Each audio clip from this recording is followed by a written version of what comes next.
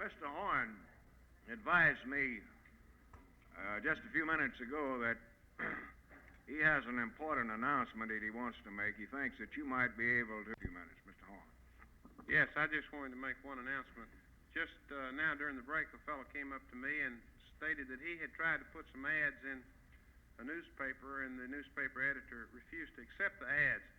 I am very interested in collecting examples of such incidents to present to the House Labor Committee to justify an amendment to the act requiring a newspaper that affects commerce to accept such ads. So if any of you know of any similar instances or instances where a radio has put on an anti-union broadcast and refused to give you equal time or such similar instances, I would greatly appreciate it. Thank you.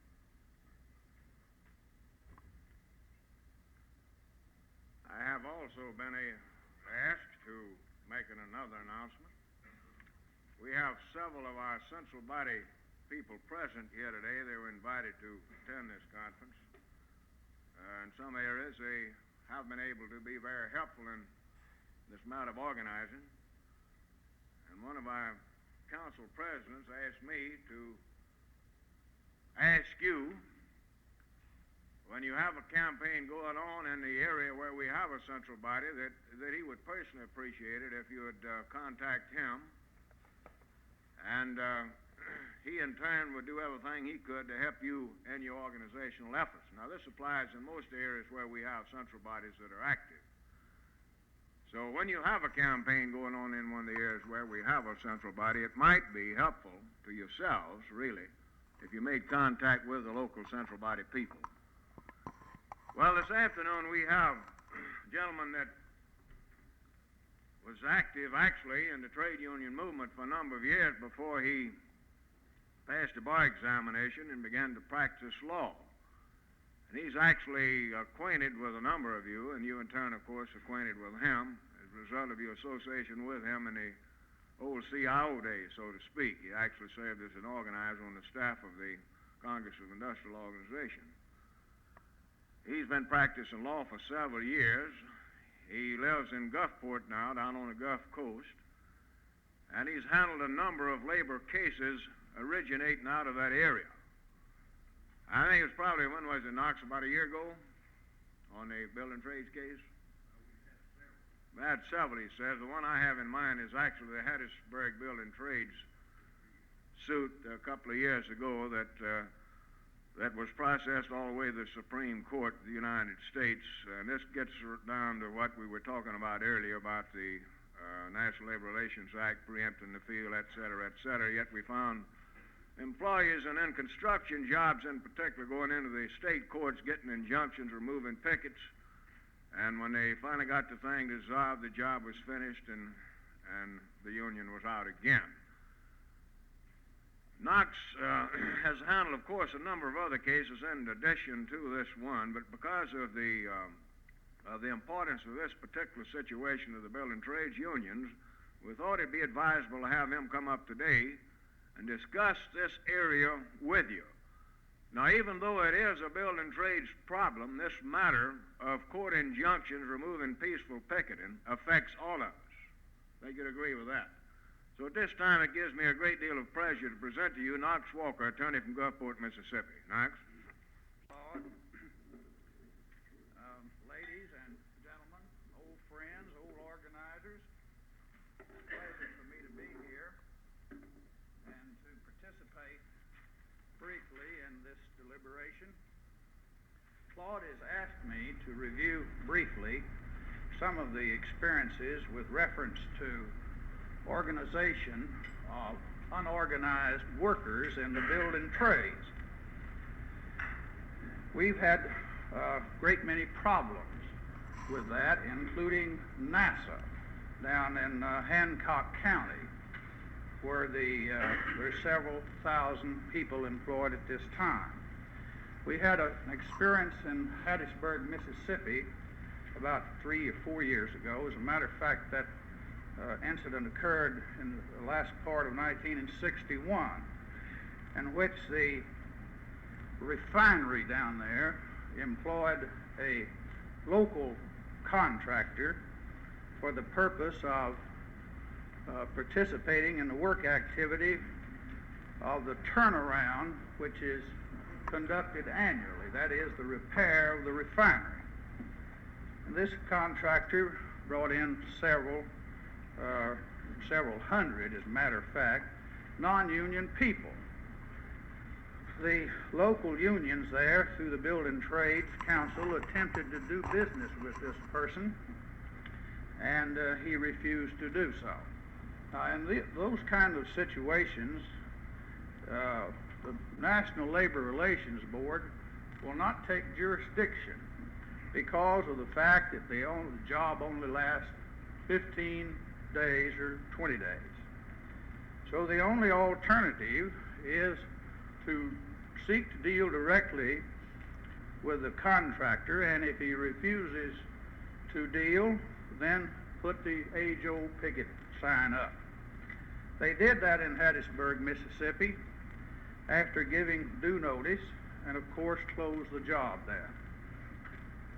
The Circuit Court judge of Lamar County issued an temporary injunction, and Judge Ott heard the case and issued a permanent injunction enjoining all picketing, whether legal or otherwise.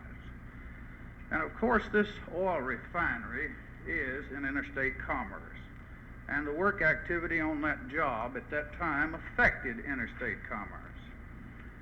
We filed affirmative pleadings to the petition for a permanent injunction, and the court paid absolutely no attention, notwithstanding the fact that the board has ruled numerous times, and the courts all over the land, that in those kind of cases the board had jurisdiction of the dispute, and even though the board failed to take jurisdiction, the Circuit Court or Chancery Court of Mississippi did not have jurisdiction, nor did the Chancery Court have the authority under the Act to determine whether or not it had jurisdiction.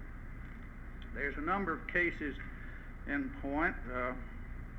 Denver Building Trades Council, which is a very prominent case and a leading case in that field. We took this case to the Supreme Court of Mississippi, and the Supreme Court used about 58 pages in trying to justify the intervention of the Chancery Court in that case. Now, there was another thing involved there. The petition for a permanent injunction also tried to interpose the state's right to work law by saying that these unions conspired together to in such a manner as to violate the state right to work law. And the Supreme Court spent many of those pages in justifying that injunction based upon the conspiracy to violate the state's right to work law. Now, fortunately, the state's right to work law, Mississippi right to work law, does not prohibit negotiations about union shops. The Act only prohibits the enforcement of a union shop. So when that case was finally appealed to the Supreme Court of the United States, the Supreme Court used less than a half a page in reversing that the Supreme Court of Mississippi, saying that the National Labor Relations Board had exclusive jurisdiction. Now, in that case, I think it was somewhat a test of whether or not in the issue of the state Mississippi right to work law may be used in such cases.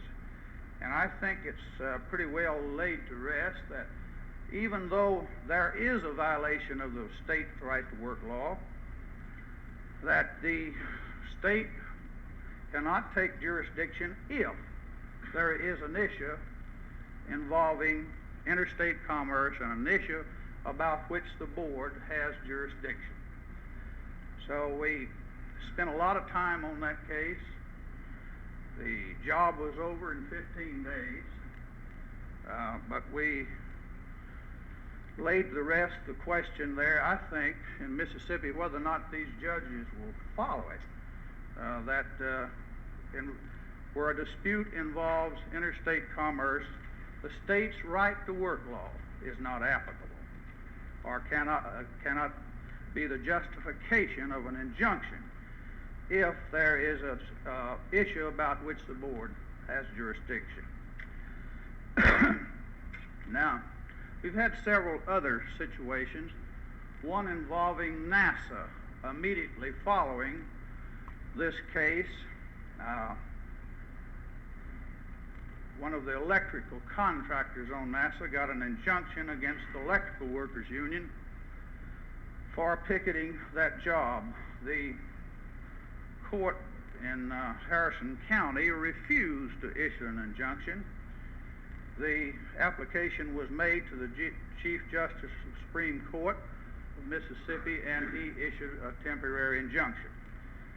Shortly thereafter, the Hattiesburg Building Trades Council case came down from the Supreme Court of the United States, and the contractor at NASA ran in and said, "We want out of this thing." So we let him out for $1,100 attorney's fee. So that's the companies now, contractors now, in the building trades are leaning more toward filing a petition with the board or charged with the board, charging some type of unfair labor practice. We have two recent cases in which the contracting firms use the facilities of the board. One in the case of Hoare Contracting Corporation out of Birmingham, was building a housing unit, apartment unit, Long Beach, Mississippi. The Building Trades Council sought to negotiate with the contractor, general contractor, and subcontractor in an organizing effort. There was some 200 or 300 people employed on that job, and they apparently had tentative agreements with everyone except the electrical contractor. And during the course of the conversation with reference to those negotiations, they mentioned that perhaps it might be well that the general contractor get rid of the subcontractor doing the electrical work. So actually what the general contractor did, he led the unions into this trap, the trap of violating Section 8AB, I and II of the National Labor Relations Act. And immediately they ran down and filed a charge with the board. The board immediately sought temporary injunction from the United States District Court, and as would be expected, Judge Cox issued an injunction. The temporary injunction was heard on the merit by the board, by the trial examiner of the board, and a permanent injunction was issued. Following that case, a similar case in Biloxi, Mississippi, where the electrical workers again allegedly sought to cause the general contractor from ceasing to do business with the subcontractor, and there again an injunction was sought by the board. It was and it was issued, and on trial of the cause before the board, permanent injunction was issued. Now, those two cases are really the first cases that we've had that's gone that far, I think, here in Mississippi. In the case of the Hoare Construction Company, it filed a $200,000 suit against the Building Trades Council and the Electrical Workers Union, and on trial of the cause, the jury awarded $25,000 damages. And on motion for a new trial, the judge on remittiture reduced it to $15,000. So there is an example of craft unions going out and seeking in the age-old way to organize the unorganized workers by bringing various types of pressure upon the contractor, general contractor, and the subcontractor, and by just a few words of conversation laid the stage or set the stage for those injunctions and for damages. Now that damage part is serious. I don't recall the Building Trades Council ever having over $300 or $400 in the treasury. And where are they going to get $15,000? I don't know. They now in the case of Past Development Corporation in Biloxi, they brought a $200,000 suit, and that suit is now pending in the Circuit Court in Biloxi and will be heard right away.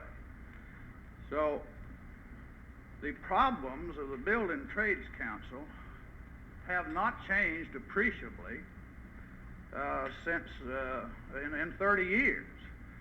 The board is no help in those cases. The individual unions and the Building Trades Council may go out and seek to organize them in the various and sundry ways that they use, but they can very easily step into this trap of secondary boycott. And when they do, they are subject to damages, and I don't have to remind you what a Mississippi jury will do when a union is involved. They will not spend much time in bringing in a sizable verdict against the union. Now, how we can avoid falling into this legal trap that the contracted firms appear to have full knowledge of, and they appear to conspire together to affect a condition where they can use the board. We've got to use the techniques that have been approved by the board. The Moore Dry Dock case, which came down several years ago, sets up the criteria by which you may use a picket, but not against a primary employer. It must be against a secondary employer, or the person which the picket is directed must be named. And we have not done that in the past. We've not followed that. But there again, if we do follow the criteria laid down in Moore Dry Dock case, we run afoul of the rules of the board again. If we are attempting to organize, or if we're attempting to get recognition from that particular contractor, because the board has said that in those cases a petition must be filed within 30 days for recognition and certification, and we know before we file it that the board won't take jurisdiction, number one, and number two, the job will be over sometimes within 30 days. So that's a real serious problem. We have another technique that might be used, in that we may file charges against this individual contractor or group of contractors, and thereby forestall any running afoul of the Section 8B4 I by filing those charges, so long as the board don't determine that they have no merit, and then we'd be out on the limb again. So we, in the Building Trades Council, have actually different problems than what you have in the other labor organizations, the industrial unions, because we, in most cases, or about 98% of the cases, cannot use the facilities of the board for purpose of certification. And on the other hand, the employer can use all the facilities of the board to suppress, harass, and get injunctions and sue the various craft unions if they participate in the age-old technique of organization. A picket line and a club and a beating or two. Those type of activities appear to impress these old judges and young ones too, and the board takes a very dim view of it. So we have the Building Trades Council on the coast down there has gotten kind of timid after these 3 or 4 incidents where they've been sued, and successfully so, by their adversary. So I have admonished them to change their technique a little bit and to hire a lawyer and to pay him to try to keep them out of those traps and not try to pay him to get them out of them when they get in. So that's pretty well. What I have here decision in both of those cases that you may want to pass on to the building. I've got 2 copies. That's the 2 cases.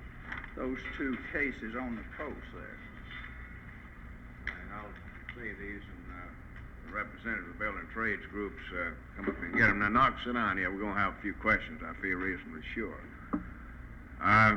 This is a real serious problem that the building trades are faced with here in the state. And I'm of the opinion that an awful lot of our building trades unions are really not aware of what's going on. I sent a special invitation out to all of the business agents of the building trades groups, advising them that we'd have this Knox on the program to review these particular problems affecting just the building trades groups. But we didn't get as many of them up here as what we should have, and I suspect that through ignorance, Knox, that you might be hired to probably get some more of them out of trouble before this thing is over with. But it is a most serious problem, as you point out. And I wish, is Lon Gilstrap here? He was here this morning.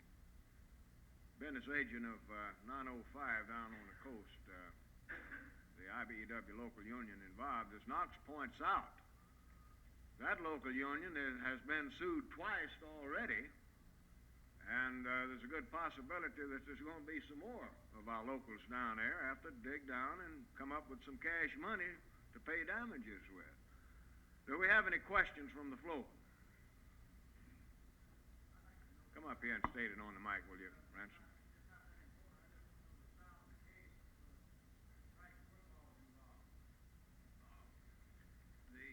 Style of the case of where the right to work law was involved is Hattiesburg Building Trades Council versus Broome. And the case came down in the Supreme Court in 1962.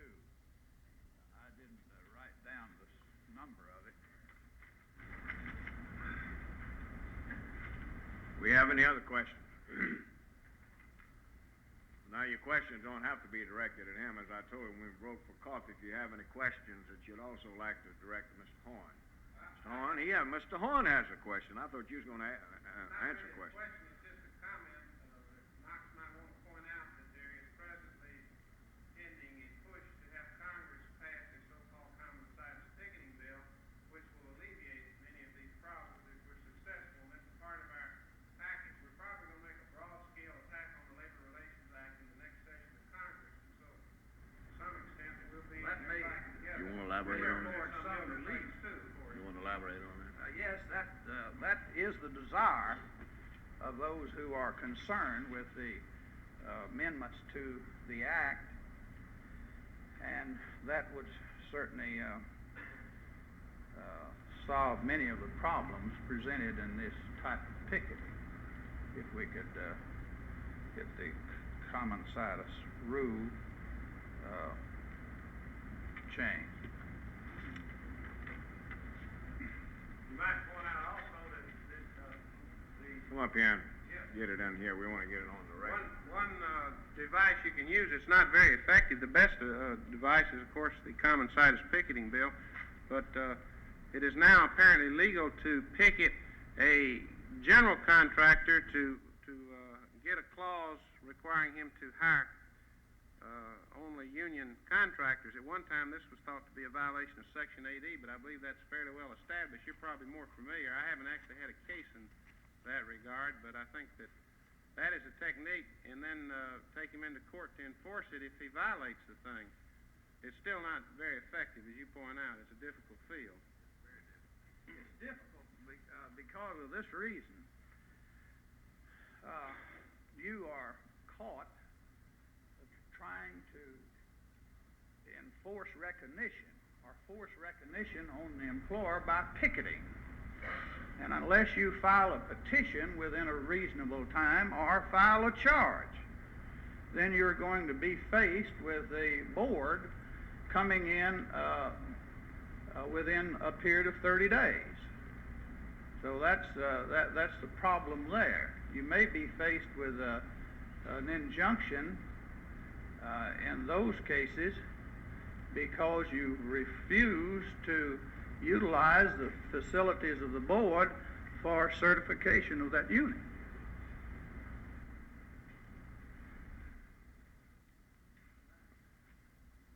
Come on up here and state it so we can get it on the record. I suppose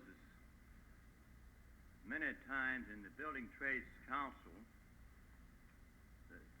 and in the local union, the agreement provides, we'll take the Building Trades Agreement here in Jackson. It provides for Jackson and vicinity. We have been unable to get the contractors. Now, the unions know what our jurisdiction is. The Building Trades Council, Jackson Building Trades Council, through the Building Trades Department, they have named the counties that the Building Trades Council has jurisdiction over.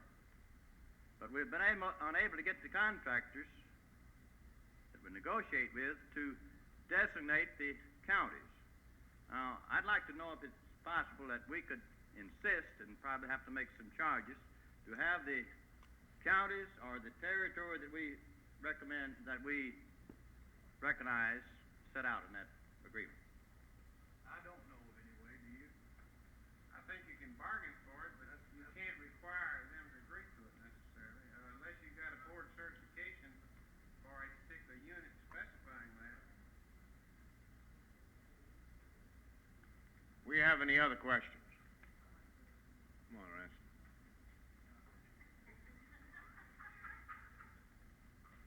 Do you have a problem after you take a case to the Supreme Court and you get a decision on this thing of these courts assuming jurisdiction where the National Labor Relations Board has jurisdiction? Do you have problems with the court then assuming jurisdiction after you've already got a decision on it and a new case comes up? And when the National Labor Relations Board refuses jurisdiction, then don't these local courts have jurisdiction over the matter? The courts, most of the judges in Mississippi, with few exceptions, are very prone to exercise jurisdiction in labor relations cases. However, the particular judge who has been overruled by the Supreme Court of the United States tries to find some other reason to justify issuing another injunction in a different situation. Now, we are very fortunate on the coast. This judge has announced, or the judges down there have announced that they will not issue an injunction unless they have a hearing first. That's very helpful because in most cases we can abate the injunction on pleadings or by time. In many cases, the time of 10 to 15 days plays into our hands. And I'll give you an example. The Hattiesburg Building Trades Council case versus Broome, that came down about April 1964. May 64, and thereafter from the Supreme Court, and thereafter we had a hearing on a motion for attorney's fees and court costs in Hattiesburg, Mississippi. The cost of taking that case to the Supreme Court of the United States was approximately $9,000. And the judge has not yet ruled on that motion, which was heard about 6 months ago. And the proof was presented. He's not yet ruled on that motion for attorney's fees, and I have admonished him several times, and I don't know how to get him to rule on it. I'd like to comment on your question. We have some cases in our office in Mobile involving the same local union, in which we've had, well, now a total of 4 injunctions issued against them. There are different companies involved. We took one of the cases to the U.S. Supreme Court and got a same type of reversal that Knox got. In fact, we used his case as one of the precedents we relied on. The same judge has issued one new injunction since then. After the Supreme Court decision, U.S. Supreme Court decision came down, he finally and reluctantly dissolved this other injunction. The Supreme Court of Alabama reinstituted the injunction pending appeal, although it's a case where it's an open and shut case of labor board jurisdiction. And in our case, unlike yours, Knox, yours smells like a secondary boycott to me. Our case, our clients were doing nothing illegal. They were picketing peacefully at the primary situs and going around peacefully trying to persuade secondary employers not to engage in business with the primary employer. Nothing, no picketing or nothing at the secondary situs. Everything perfectly legal. The whole shooting match has been enjoined. We tried removing the case to federal court, and there's some authorities for that, but unfortunately the judge is rather conservative, and he would not agree to allow the removal. He remanded the court, and there's no appeal in these type of cases from the remand. We tried, as I said, the labor board route to try to talk the labor board into issuing an 8A1 complaint that the misuse of the misuse of state courts was a violation of Section 8A1. And although we talked several of the people in Washington in the labor board into our theory, it was finally turned down. The final resort, and I recommended it, but unfortunately the union has not acquiesced as yet, and I think it's the only solution. The Supreme Court of Alabama, incidentally, has had one of the 2 cases for 2 years, and it won't rule on it, so we can't even apply for certiorari out of the U.S. Supreme Court. The only solution I can see is just to violate the injunction, have one of your boys sit in jail and test it in a federal habeas corpus proceeding and get a quickie decision. The boys are willing, but the union, for some reason, is not.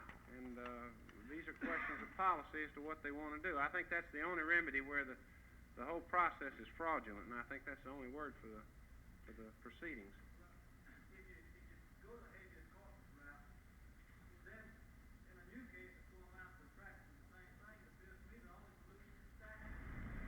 Well, that's one of the suggestions we're making in our to the Congressional Committee, that they allow removal of these cases specifically by statute. Therefore, the denial of the removal would be appealable. You can appeal, according to the Fifth Circuit, the denial of a removal of a civil rights case, which is a rare animal. Most cases, if the judge remands a case, you cannot appeal his remand order. The theory being that you take it through the state route and test it by appealing from the highest state court. However, I think the area is ripe for some congressional action. Probably, though, this is one where we may not get off the ground, because Alabama and Mississippi are probably the only 2 states remaining that have not yet acceded to federal jurisdiction in this area. They're still fighting, but the rest of them have realized that Appomattox supposed to have settled the issue about 100 years ago. Wyman, you have a question? I represent a carpenters union, and I would like to ask a question. First, I think I might have to give an example. Suppose we have a contractor. He has about a 6-month job, with the time element is not of such duration that we'd have time to get representation cards. We get our people on the job, and we get a majority sign on authorization cards. Then we send a letter, we'll say, to the contractor in which we say we represent a majority of his employees on that specific job, although he may have other jobs. Question one, can we get a decision on that one job? Number two, if he fails to respond, or if he does respond, we'll say that he responds and he says, yes, I will agree that you do in fact represent the majority of our carpenter employees, and I will talk to you about wages. Then the negotiations break down. Of course, he's paying 50 cents or 75 cents below the established scale. At that point, where would we be after negotiations break down to picket the job? I'll attempt to answer that because I've had that very experience in the last couple of 3 years. Actually, if the contractor refuses to recognize the union, he can use up at least 2 years of time in litigating the issue before the board and the courts. So you're out with your 6-month deal. The next thing, if he says, yes, I agree that you do represent our people, and I'll sit down and talk with you. I found that in those cases, if you enter into a recognition agreement, no other issues, recognition agreement, and later you get into a dispute about wages and hours and the scope of the unit, then you can lawfully picket. Now, the other question, Mr. Walker, would that be applicable on that one job, although he might have other carpenter employees on other jobs in other localities? It depends on your scope of your recognition agreement. If the agreement, the 1 or 2 page recognition agreement covered those employees on the job or some off somewhere else, then that would be applicable. It actually would depend on whether he negotiated recognition for people on all jobs or not, right? Get that issue settled first. Settle this issue first. Have any other questions?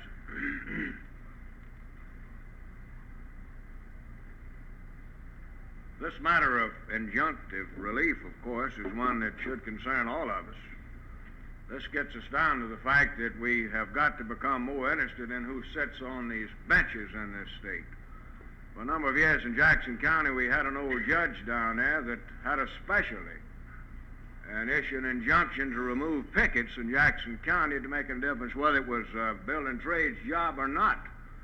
And we had a real tough job down there in that county because of this. And we became very concerned in that area about the type people sitting on the benches.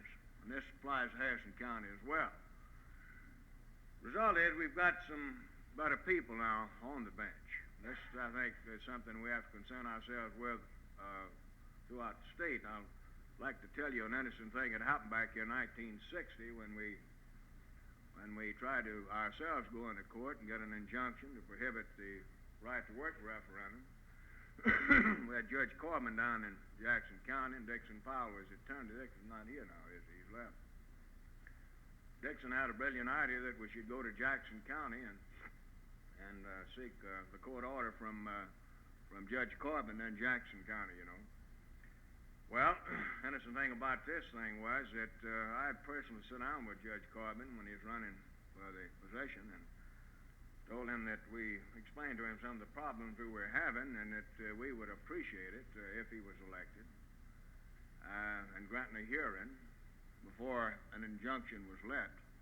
And he agreed to this. He made us a promise, a labor movement a promise, that he would not issue any injunctions without giving us a hearing. So here I go down to Jackson County with Dixon Powell, sit down with Judge Corbin and ask Judge Corbin to issue an injunction prohibiting Mississippi from putting the right-to-work proposition on the ballot. And he turns around to me and said, aren't you the same fellow that come over and talked to me back here a couple of years ago? about this matter of injunctive relief. Mother's beating your brains out. Now you come down now and you want me to give you an injunction. Well, needless to say, we didn't get the injunction. But we do have, now as a result of that, in this particular area of the state, we do have judges sitting on the circuit courts down there and other courts that will not issue an injunction now without granting a hearing. We had a case down there not too long ago, the last strike that we had with the brick and clay plant, brick and clay union involved, and Corbin wouldn't grant an injunction. They wanted to remove the pickets. They turned around then and go to Judge Maples and try to get a court order from him to remove the pickets. But we had a little discussion about Maples and the fact that he was in the legislature at one time, but neither judge and neither court would grant the injunction in this particular case. Well, we have gained some time here, which I'd hope that we would. I want to ask Al Carey, if he will, to come up and talk to you a few minutes. We're going to probably get out a little ahead of schedule anyway, but I wanted to get Al on this program before the conference was over with to review with you some situations that come up from time to time that really come out of, in some cases, the civil rights movement and what they might mean as far as assisting us in organizational work.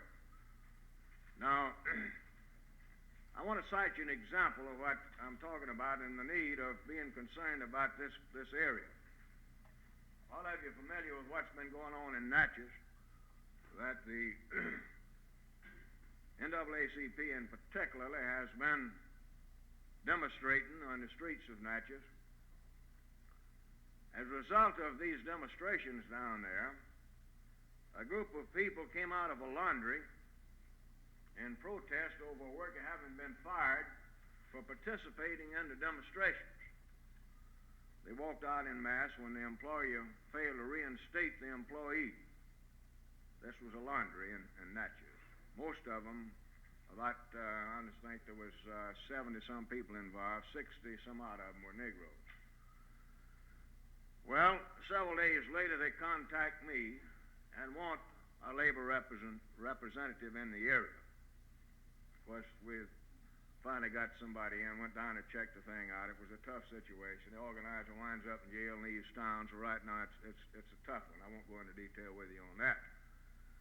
But the thing about it is this, that we've got to be concerned about this, not for this particular reason, but because we have a Freedom Labor Union group in Mississippi working in the Delta that's really an offshoot from the Freedom Democratic Party that have gone into that area and tried to organize their farm workers.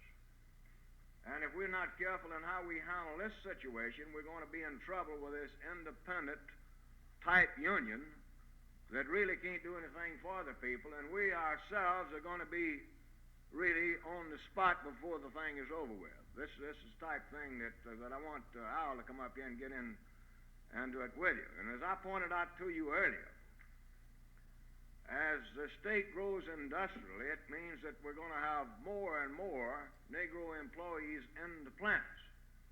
And we've got to concern ourselves with this. In this area, as I pointed out this morning, we have a number of plants that are predominantly Negro employees at the present time.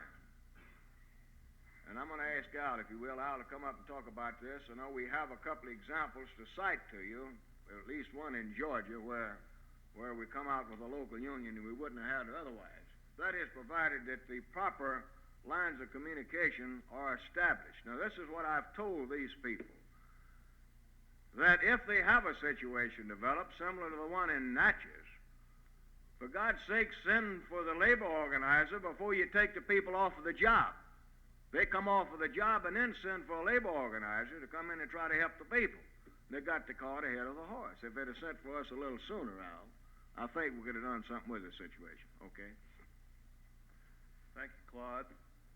You've touched on one most important aspect of the changing situation in which we find ourselves, namely the increased interest on the part of civil rights groups in organization. And let me just, since you've mentioned this, start my remarks in this general area. There has been,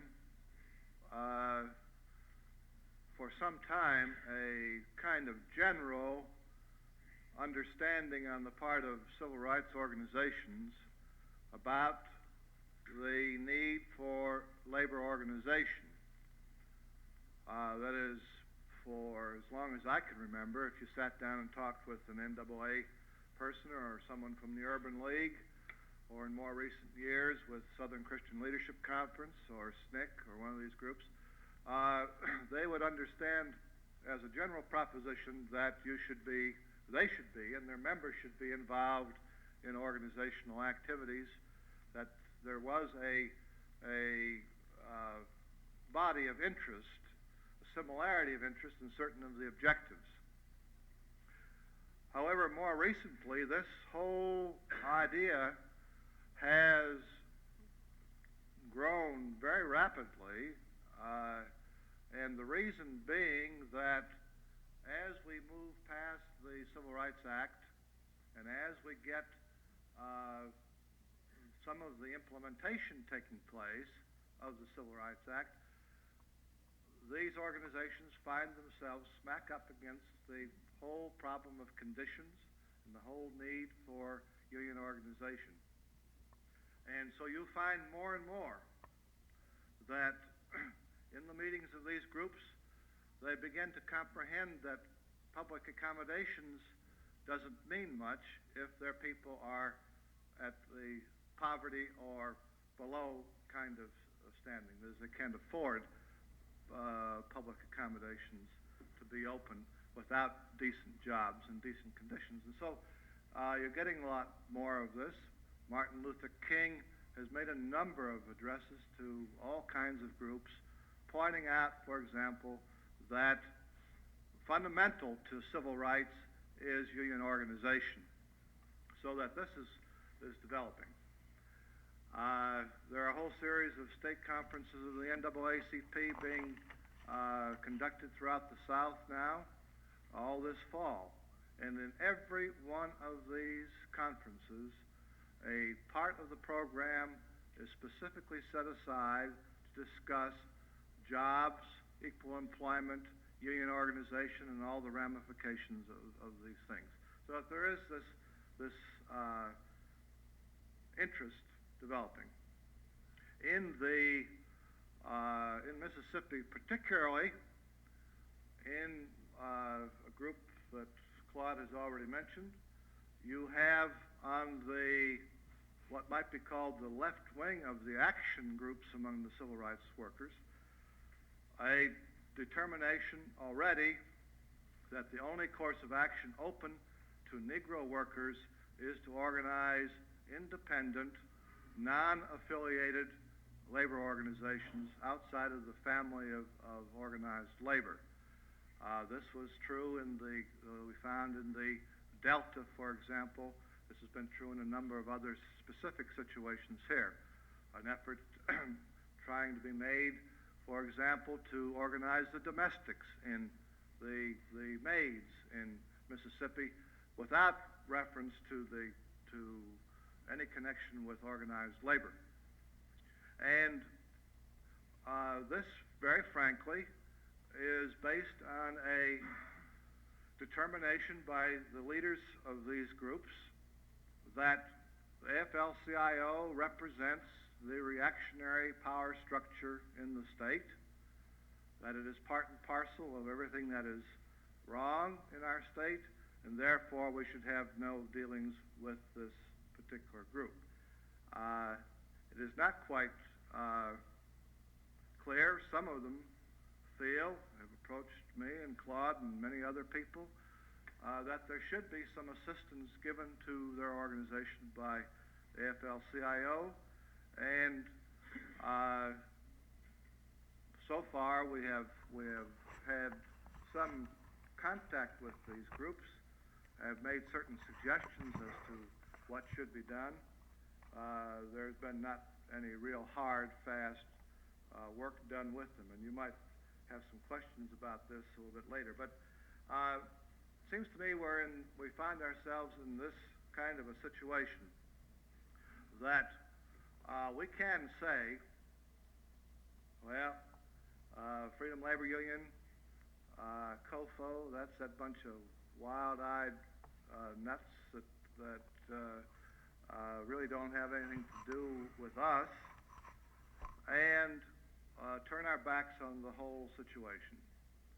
I am very much concerned that one of the results of this will be a growth as we get more and more young militant Negroes in the workforce in Mississippi. I'm very much concerned that we will find ourselves with a real, active, live, independent organization.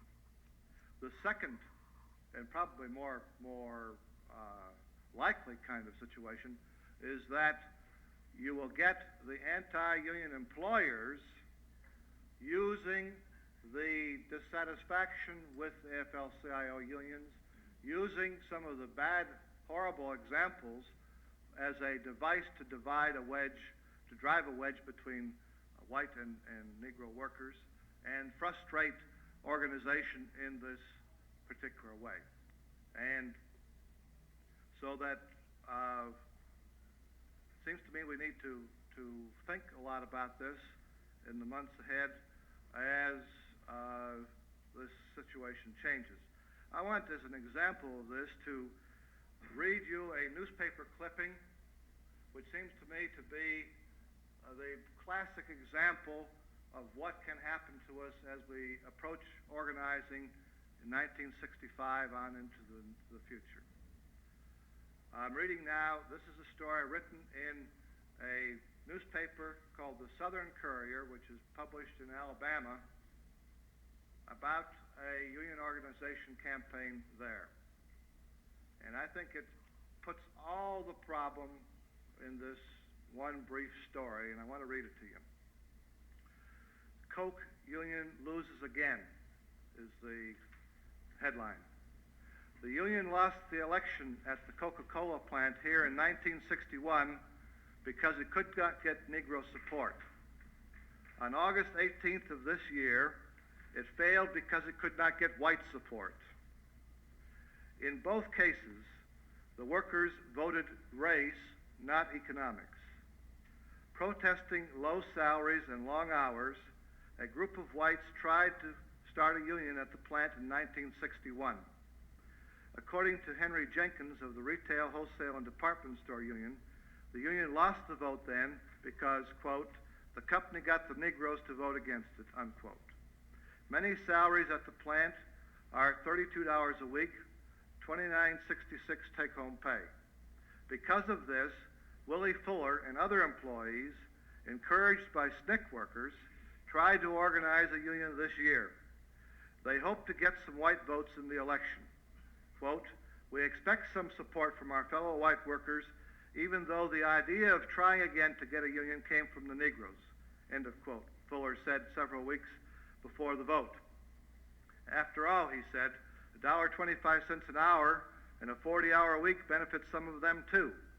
In the long run, a union will help all of us to live better, unquote. At the election, whites and Negroes stood in different corners of the plant, waiting for the results. Finally, a company lawyer announced, 25 no, 24 yes, the union lost. This was greeted by one yippee and hand clapping by the whites. Quote, I didn't want to join no nigger organization, unquote, said one white worker, explaining his opposition to the union. In the other corner, the Negroes were silent as Fuller explained the situation to them in low, sad tones. Then the Negroes huddled together in groups to discuss who sold them out. There were about 30 eligible Negro voters. They could have made a majority. Fuller said he would not return to work, quote, at least this week, end of quote. When he does, working conditions will be the same, but the division between the whites and blacks may be even a little sharper. And this tells the story, it seems to me, of what is going to happen increasingly as the company we're trying to organize plays one group against the other. And it may be that in one case the Negroes will have been scared off or sold out. In another case it will be the white group. But this is a fact of life for us today. This is an actual case I read to you, happened this summer, and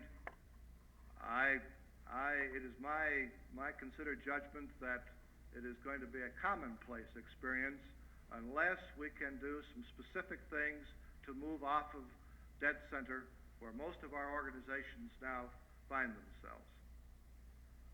Here in Mississippi, the employer organized groups, some of you recall that I reported this to you at a conference we had earlier on Title VII, Mississippi Chamber of Commerce, National Manufacturers Association affiliate in Mississippi, directed their people in advance of the implementation of the Civil Rights Act to hire a limited number of docile, maneuverable Negroes they could handle, because they had a point of view about this, which was to set up in advance of the law the kind of conditions I just read to you in this story about the Coca-Cola Company. This is borne out by the fact that it has been reliably reported to me that discussions took place in these groups in Mississippi prior to this passage of the Civil Rights Act, that the big problem facing employers in this state was the fact that wherever they had to hire Negro workers, they had a potential union person, and that they had to spend special attention, special care in the selection of these people. It is the employer's considered opinion that Negroes individually and as a group are pro-labor, and that they had to be very watchful of the people that they hired. Now, that's Mississippi background on this, that the employers are geared up for this far, far in advance of the act. Most of our organizations have not really looked at this thing very seriously from their own point of view. Let me close on this note, and then if you have any questions, I'll be glad to try to answer them. Claude mentioned earlier that one of the problems was the development of relationships with the Negro organizations, whether this be civil rights organizations or any of the whole wide range of organizations which are in the Negro community. One of the difficulties we face is that our organizers, our organizational efforts, consider this problem only as they come up to it in the short run. In other words, if an organizer is sent in to a particular place to organize a shop, he sees there are a group of Negroes there, he then begins to wonder, well, who can I talk to about this? And I have to report to you what I consider to be the current attitude on this, and that is that most of the Negro organizations are telling us today, now, look, you want to work closely with us, you want cooperation, but it is not a one-way proposition. Don't come here just to use us and then go away and forget about us. We have lots of problems, and if you just want to come here and help get the names on those cards and get an election so that you can win and then forget about us, we're not going to buy that particular approach. And so you're getting very rapidly a very sophisticated attitude here that this is a give and take proposition, that if organization and organizers and labor organizations want full active participation and support, that they've got to reach out and develop an ongoing kind of relationship that goes beyond the particular organizing situation. It is necessary then, it seems to me, and I'll close on this note, that we seek ways and means to develop this ongoing relationship. And I won't take your time at this moment to spell those out. I might just pose my concluding remark in terms of a question. I wonder how many of you or have your organizations going to be represented in any way, shape, or form as observers or as participants at the convention of the NAACP, which is being held in Jackson, Mississippi this week. I don't want to ask you to raise your hands because I doubt that other than Claude Ramsey or maybe Tom, that any of you had even thought about this as one way to meet some people, to shake hands and to talk about your common problems, whether you do it in the meeting or whether you do it over a glass of beer or where you do it. But I would like to suggest that there are these opportunities.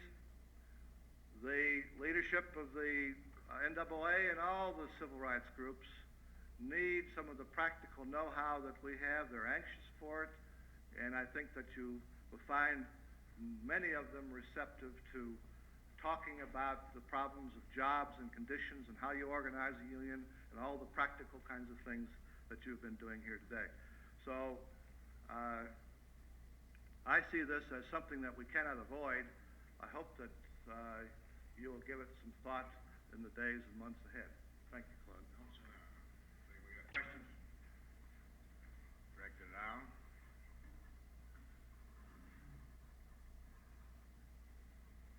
This, of course, I realize is a kind of a touchy subject to deal with, but I've always been of the opinion that we in the trade union movement are big enough to face up to the facts of life in any given situation.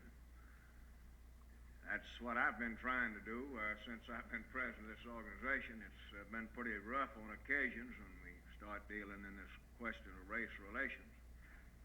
And right now we have a terrific contest going on within the state, within some of our organizations as to who is going to run the show of the labor movement of the Ku Klux Klan and some of our local unions. This is another problem that we have, of course. But some of you were out at the meeting we had last night with the Central Body when we laid this thing out for what it really is. The future success of the trade union movement in this state, frankly, depends upon our ability to build an alliance with the Negro people in this state, whether they're members of trade unions or not. We have in Mississippi 21 counties that are majority of those counties are Negroes. Come on in, sit down, Mark. You're getting here just in time for the adjournment. We're about ready to knock off. Mike Fisher with the paper makers over here. We have 21 counties in the state that have a majority Negro population. Then we have a number of other counties that the population ratio is relatively close. And in just about all of these counties, we have very few labor people residing therein. And if we're going to make any progress in this state politically, it's absolutely necessary that we form this political alliance.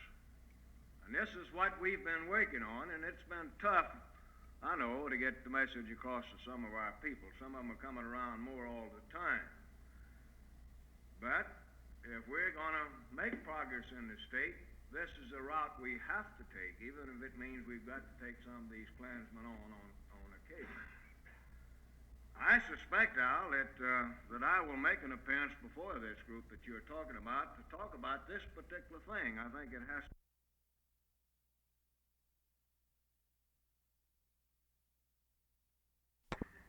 Please stand, and we'll ask Brother Marvin Taylor to give the invocation, please.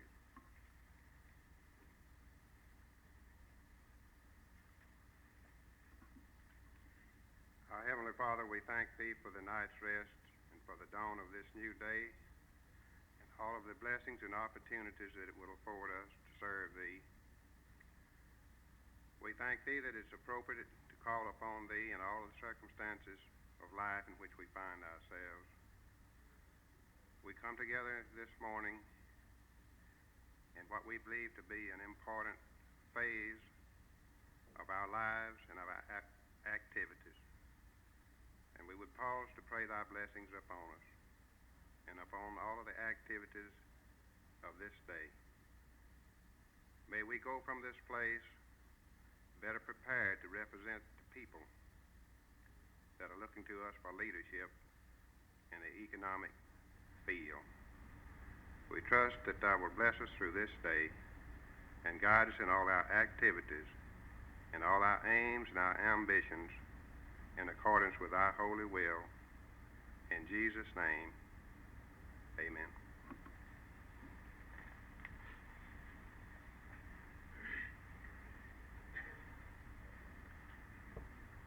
Yesterday we talked with you a few minutes about some equipment that the local IATSE local has recently purchased in Jackson, which offers some possibilities in organizing campaigns that we might well consider, that you might well consider in certain situations.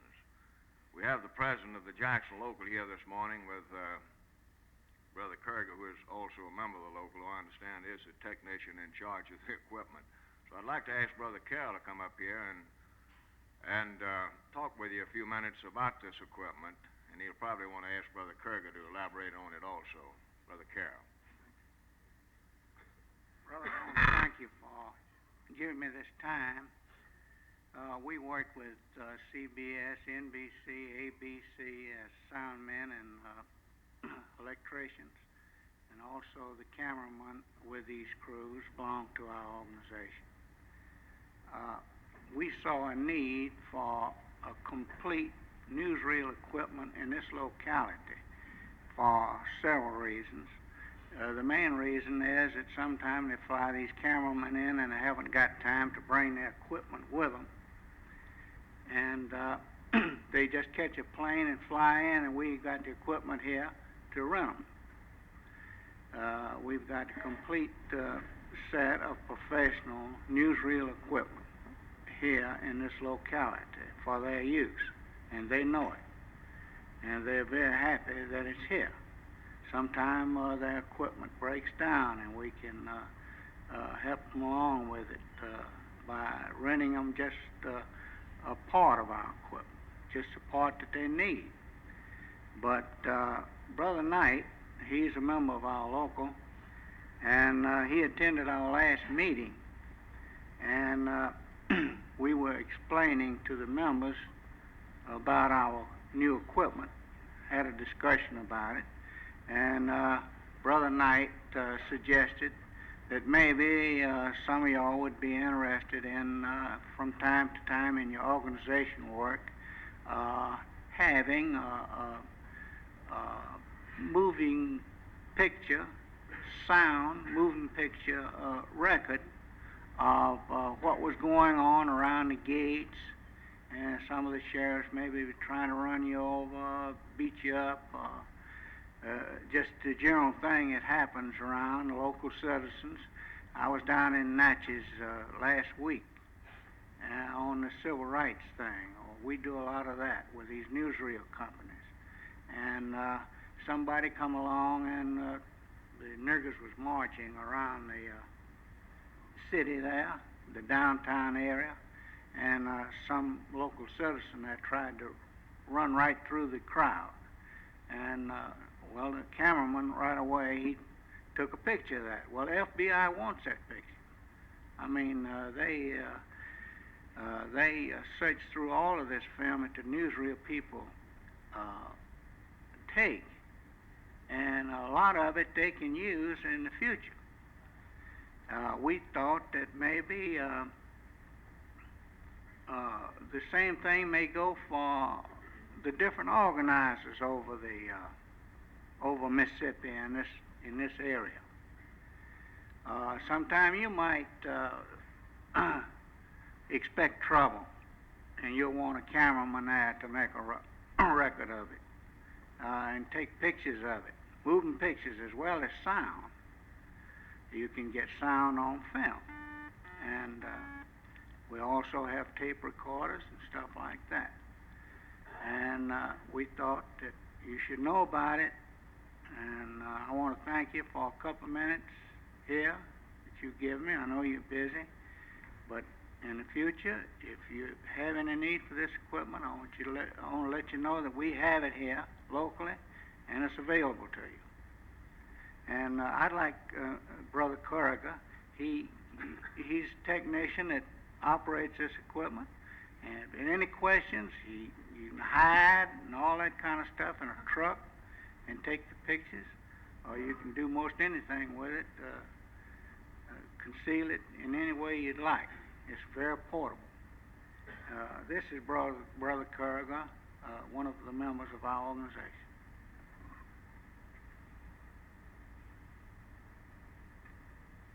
Thank you, Brother Carroll. Our equipment is known as the Pro 600 Auricon. We have a zoom lens that goes from 12 millimeter to 120 millimeter, which is capable of covering a wide angle or going into telephoto range.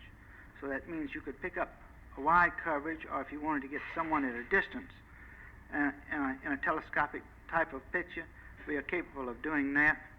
Our equipment is portable. It can be carried out, so that if you wanted to walk along with a group and record sound at the same time that you are recording your picture, you can do that. We can move in a truck concealed if you should want to do it that way. The newsreel people have found that on a lot of instances, if the equipment is exposed and that the law or any group that might be hostile towards a certain group, that if a photographic copy of what is going on is taking place, that there's a hesitancy to do anything that they might regret later in court. So you'd be surprised at how many times people have come up to us and said, I wish that camera wasn't here, because there are a lot of things I'd like to do. And I feel that in the case of organizers, it would be quite beneficial to them. Of course, you can still conceal it if an organizer wanted to go in and allow such things to happen and record any information on this, that it could be done. Now, we're capable of recording both magnetic and optical. The magnetic, it has a little better quality. The networks prefer that now. But of course, in some emergencies, they still use optical. In some stations, in some areas, they cannot record the magnetic and send it over the wires to the network, so they will fall back to optical. But the country is more and more becoming magnetic as far as all of the networks are concerned, because of the magnetic improvement in quality. And we are capable of recording both ways on our film. If there are any questions, I'll be glad to answer them. Have any questions? Yes, wondering about Yes, the sir. flare. No, sir, we're not equipped to take infrared pictures. Would you like to give them your mailing address and the minute? Yes, sir. Well, if any of you would like to, it's Local 589, i.e. TSE, box number what, CV? 414 West Capitol Street. Or you can get in touch with Brother Knight. He is a member of our local, and he will be glad to pass on any information. Yes, sir. Do you have a question, sir? Yes, sir. What's it charged, by the hour? We charge $150 a day. That's for the equipment and the men to operate it. Now, that will not include the price of film. In other words, that's just for the... Yes, sir. Everything except the film. Yes. Thank you, sir. Thank you very much. Yes, thank you very much. I think probably in certain situations, I can think of one or two we've had recently. The situation that Red Fearing had down in Simpson County is a good example, I think, of where you could probably use this type of equipment when you know in advance that the highway patrol and the local law enforcement officials and what have you are going to be out there to stop you from handbilling a plant. Something like this would be a good place, I think, to get some shots, because if you go into the courts or before the board, you'll have the proof of it here. So that's the reason we want him to come up and talk to you about the possibilities of this equipment, that it is available, it can be had.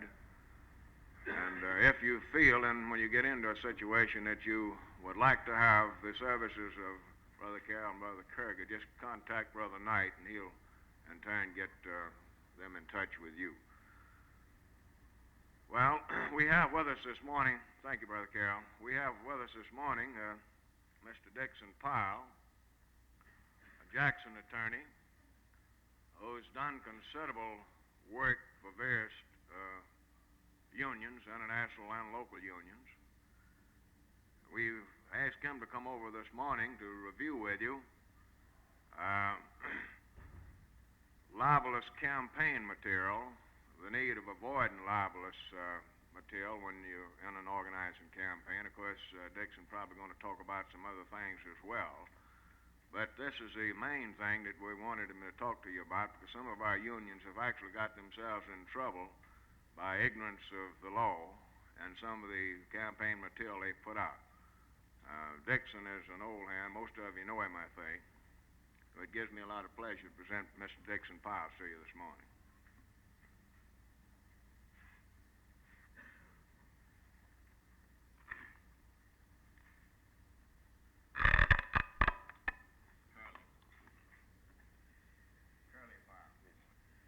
President Ramsey, Mr. Starnes,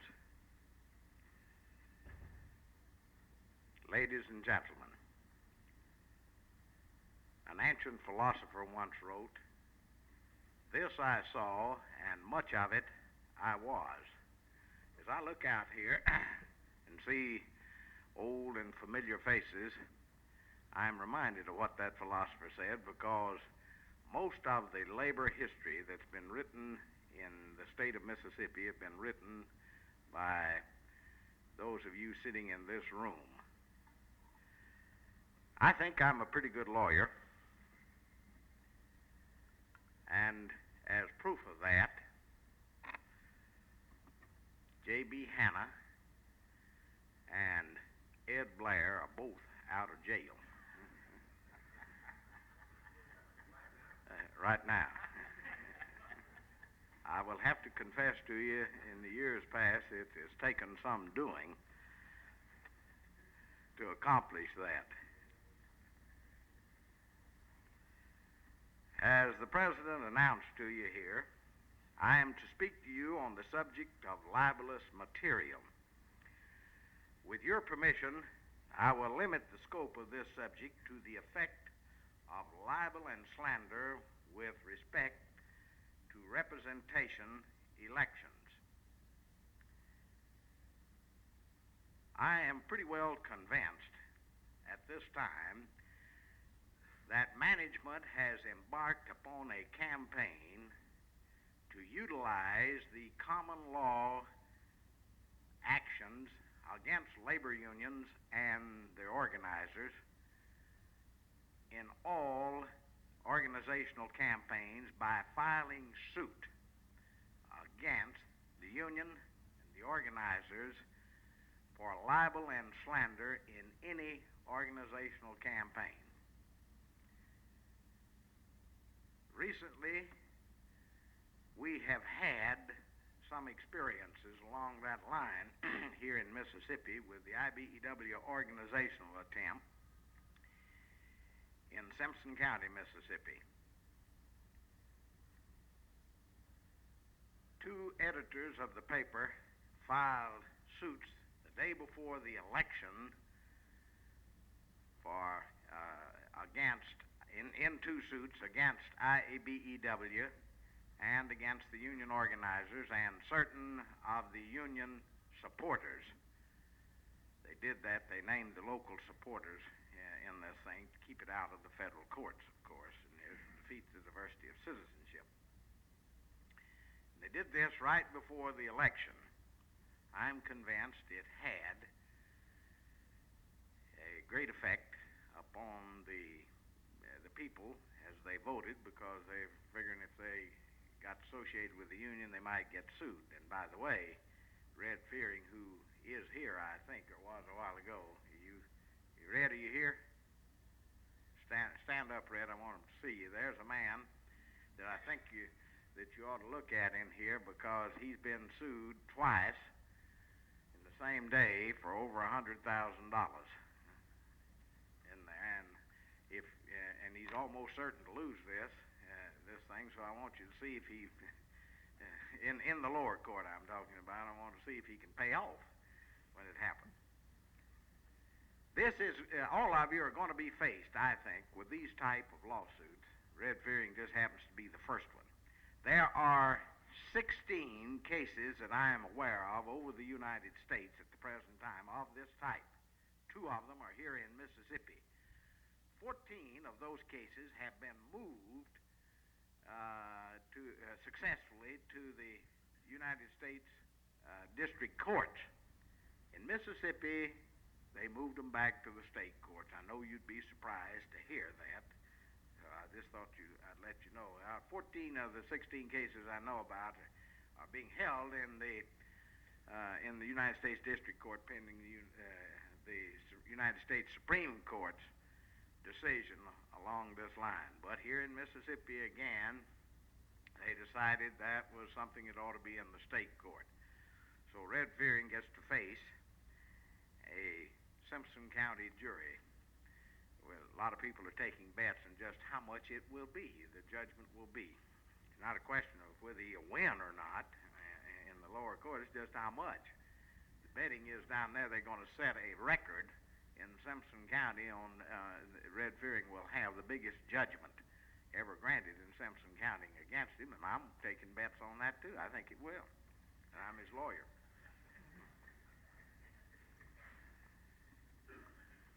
At the outset, it may be well for us to define certain of the terms which we will use so that we may have a clearer understanding and that all of us will start out on the same footing as to what we're talking about. The term defamation has no concise definition in the law. Broadly speaking, it is an attack on the reputation of another, a false publication calculated to bring one into disrepute, the taking from another's reputation. Defamation includes the ideas of calumny and aspersions by lying and the injury of another's reputation by such means. Libel, slander, and malicious prosecutions are all methods of defamation. Words which produce any perceptible injury to the reputation of another are called at law defamatory.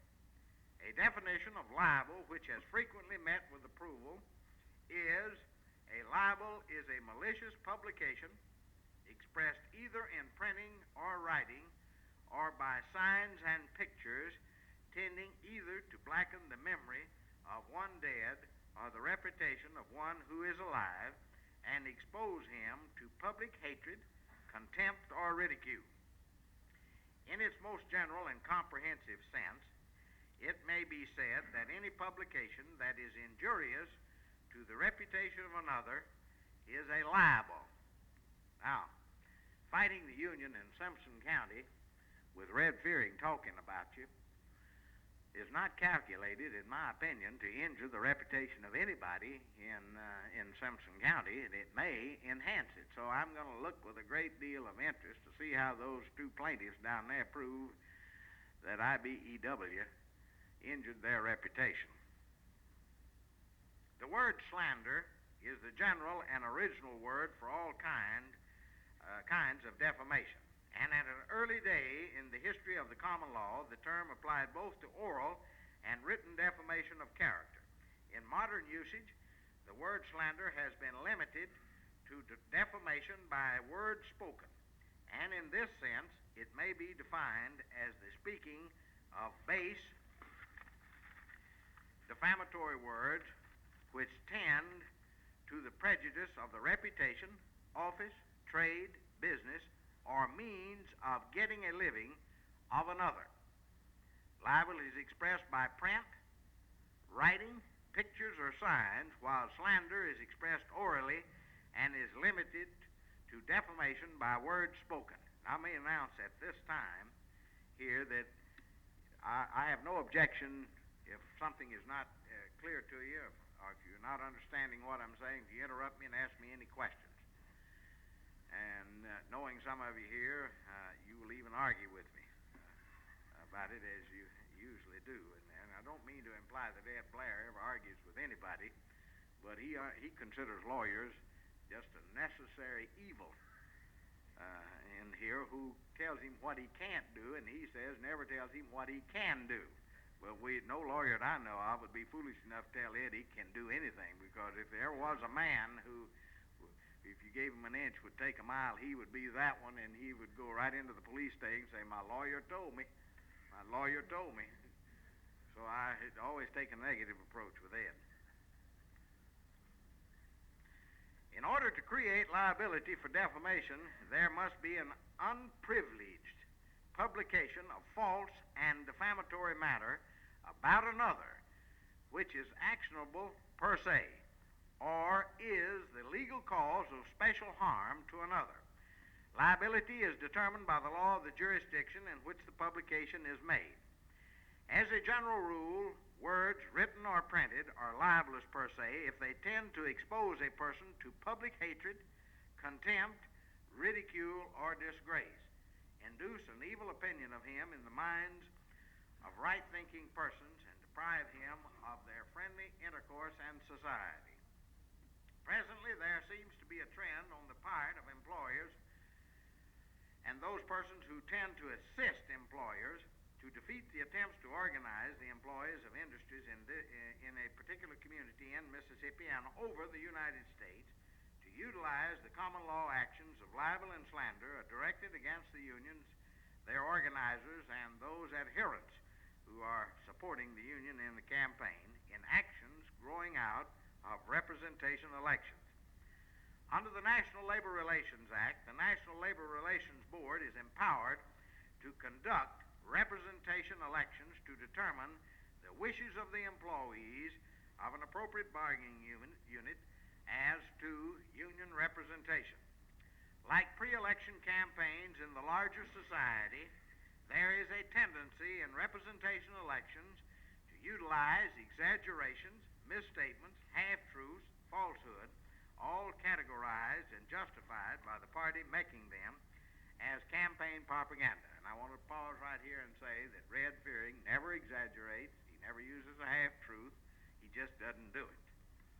This situation has led the board to draw the line in particular circumstances between permissible campaign propaganda and campaign devices that tend to impair the employee's freedom of choice as to the selection of a collective bargaining representative.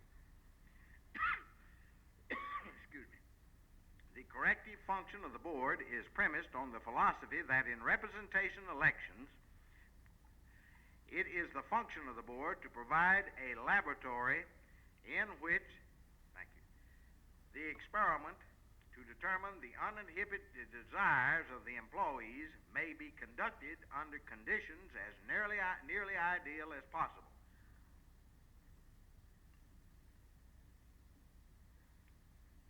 When and if these standards of election campaigning are dropped too low, the requisite laboratory conditions are not present, and the experiment must be conducted all over again. Time will not permit the discussion of the various factors which may so disturb the laboratory conditions for the exercise of the right of employees to a free choice of a bargaining agent. As a general rule, the board does not undertake to police or censor the utterances of a party or parties to a representation election in the absence of fraud or coercion.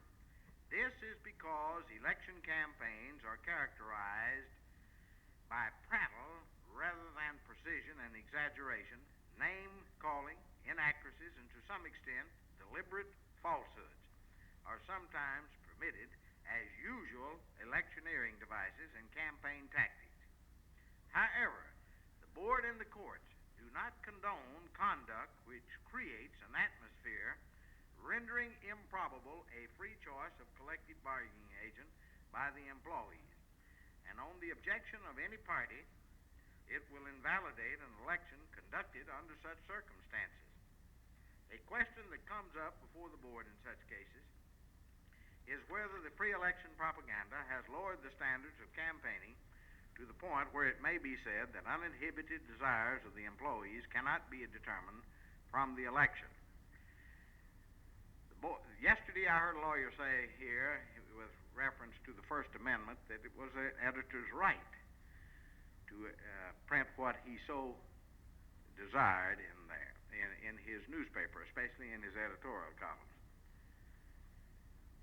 You know, you here in Mississippi, and I know, that in almost every election campaign that the editors, the local editors, side with management in these campaigns. In fact, I do not know of a single editor who does not.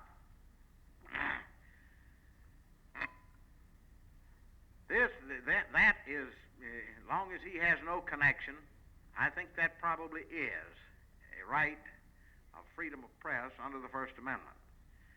But you know, and I know, that so many of them are actual agents of the employers,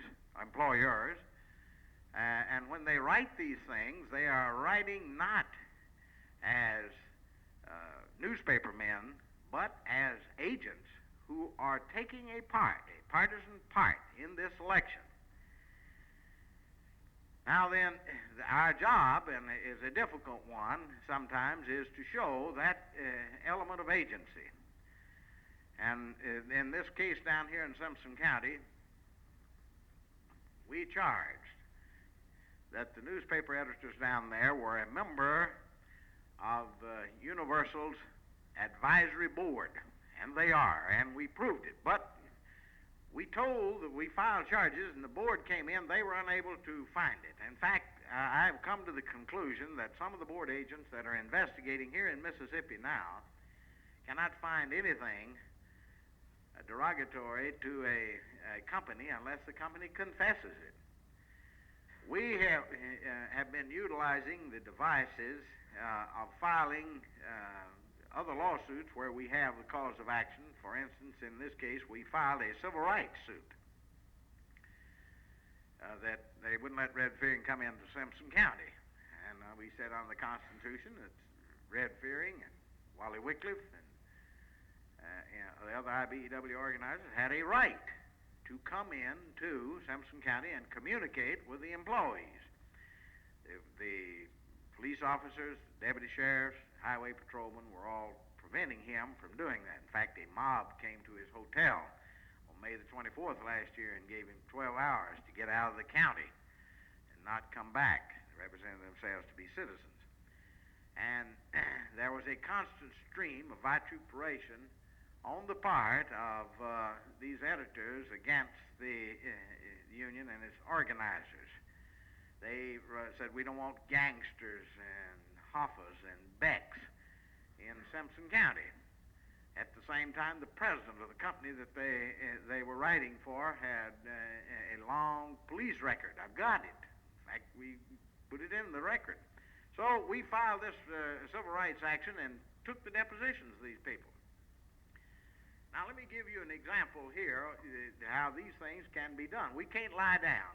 We just can't lie down and play dead and growl and grumble about fate and the attitude of the public. You're going to have to fight, and you're going to have to fight harder than you ever have before, in my opinion, to effectuate the organization.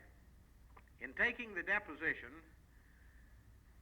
we found that the industrial relations or employee relations man from Philadelphia and Reading, who has taken over, who bought Universal, came down to Mississippi. So we took his deposition. When did you come down here? Came down here on March the 19th, 1964.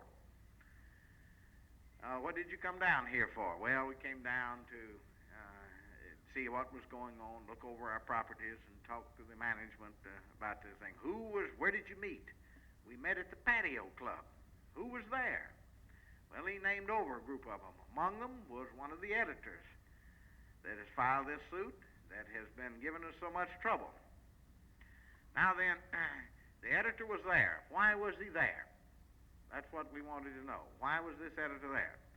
The following day, after this meeting here, the plant manager made a speech to the employees, and he said the same key that opened these doors can lock it if you vote that union in. The next day, the same thing came out in an editorial by this editor. Said the same thing. The question is this just a coincidence that two people are saying the same thing, that they were both in this meeting?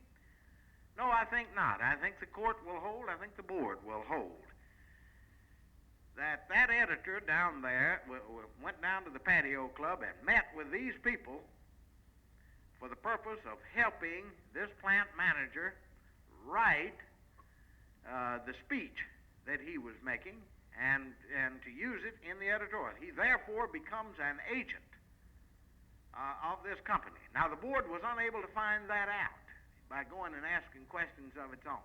They just took the sort of glossing over that the company gave. We had to do this by digging, by utilizing the deposition processes. It's expensive. Lawyers are expensive. We've got a stronger union than you have, any of you have here. And we intend to keep it that way. But it is expensive. Talking to Ed Blair, I said, well, the Amalgamated hires me about once every 10 years, and Ed says, that's all we can afford you. I want IBEW and some of the rest of you that I represent out there to hurry up and get you some new members. But I found one thing in dealing with unions. Whatever you charge them, that's too much. An election will be set aside, as I have said, where there has been deliberate misrepresentation by any of the parties as to material facts. Now, sometimes we get to arguing about what material facts, which are within, these material facts which are within the special knowledge and made under circumstances that the other party had no opportunity to reply, so that the misrepresentation, whether deliberate or not, may reasonably be expected to have a significant impact upon the election. The primary question with which we are here concerned at the present time, now listen to this, is whether the National Labor Relations Act bars the maintenance of a civil action for libel or slander instituted under state law by an official of an employer subject to the act seeking damages for defamatory statements made during a union organizing campaign by the union and its officers allegedly with the knowledge that the statements are false. Now, if the National Labor Relations Act bars these kind of suits, Red Fearing's not going to have to pay out over $200,000 in these two suits. If it doesn't, he's stuck in the state of Mississippi until we can get it by petition for writ of certiorari to the United States Supreme Court. I think it does, and I'm going to discuss that with you a little bit. But don't depend on it until the United States Supreme Court speaks, and be very careful what you say in your campaign material. And one of the ambiguities of practicing law for labor unions is that a lawyer who's lived all of his life in a community and knows all of the people in the community, when a labor organizer comes in and writes up an ungrammatical, libelous, and slanderous handbill to put out, and you tell him, no, don't put that out, say it this way. Invariably, the organizers of the Ed Blair stripe will say, you don't understand people. You can't communicate with them. You don't know. it's one of the ambiguities is a man will come from Massachusetts or Michigan or Pennsylvania and down here to Mississippi and tell me, I've lived here all my life, that I don't know how to talk to Peggy Torrance. You're just fooling yourself.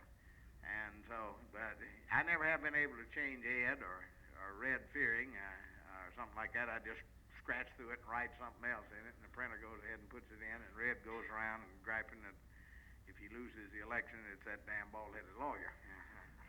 We let him say what he wanted to. Yes, Mr. Starnes. What did you talk to Peggy about? That's privileged and confidential. Peggy's legal rights.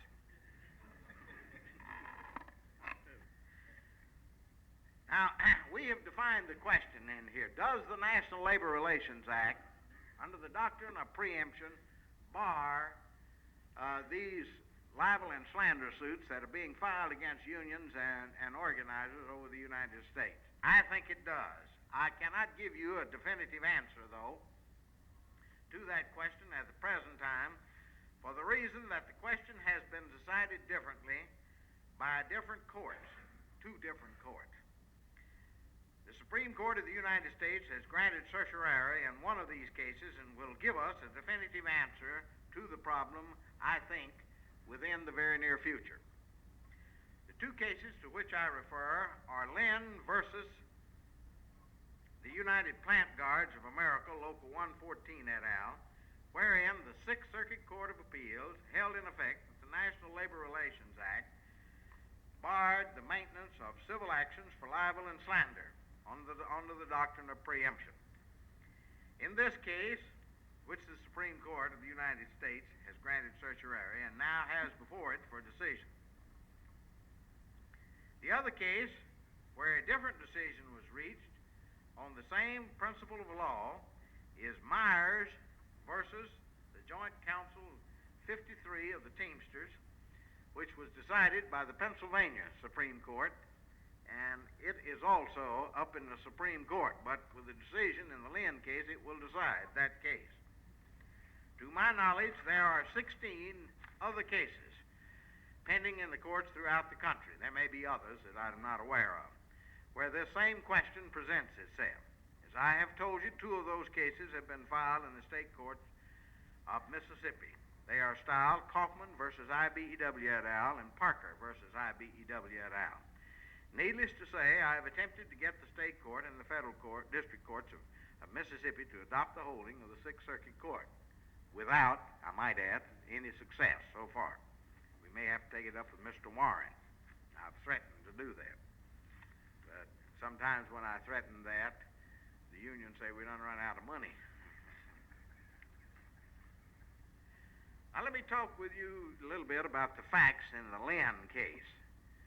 Because I know I have learned one thing in dealing with labor unions in here. Don't give too many direct examples, because Ed Blair and Red Fearing will take that as the whole and say they can do anything else as long as it don't come with just the example I gave them. And when it doesn't turn out right, they say, well, you told me. And so I'm very careful about what I tell Ed and Red.